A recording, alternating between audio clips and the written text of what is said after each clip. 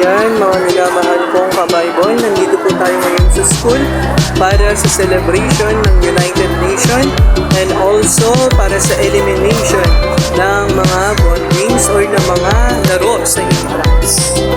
So ayan mga minamahal kong ka-Bible, dito ay tapos na po ang ating flag ceremony na kung saan ay susunod na yung aming patimpalako yung program para sa ating United Nation Day. So ngayong araw, ang mga senior high school department ay naggandog po ng isang sayaw na pang United Nation. So dito naman po, yan po ang mga Masleyans, ang mga grade 7, grade 8, 9, and 10. So dito naman po ay sa kabilang clip ay nag-chain walk po ang mga grade 10, which is may dala-dala po silang mga flag na represent for country. So as one nation, ay as one world, so we are equal and we are one, as one world and as one planet.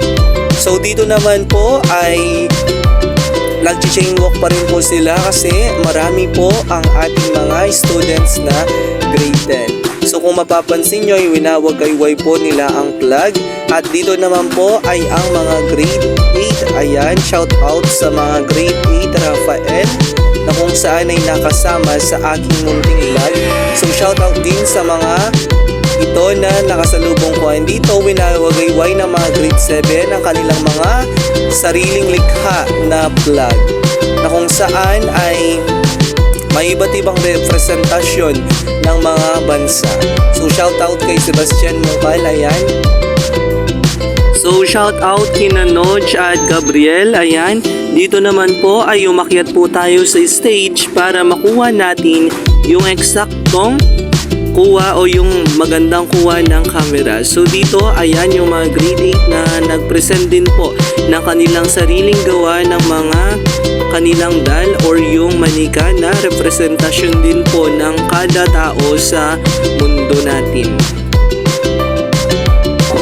So, ayan, isang mapagpala at mabiyayang umaga po sa ating lahat, mga minamahal kong ka-Bible. So, natapos na po natin yung unang araw ng ating intramurals and so, see you naman po para bukas sa ating Zumba Marathon. So, always remember that sa lahat ng pagkakataon, sa lahat ng panahon, nariyan at kasama natin ang Panginoon. So, muli, have a blessed day po to everyone.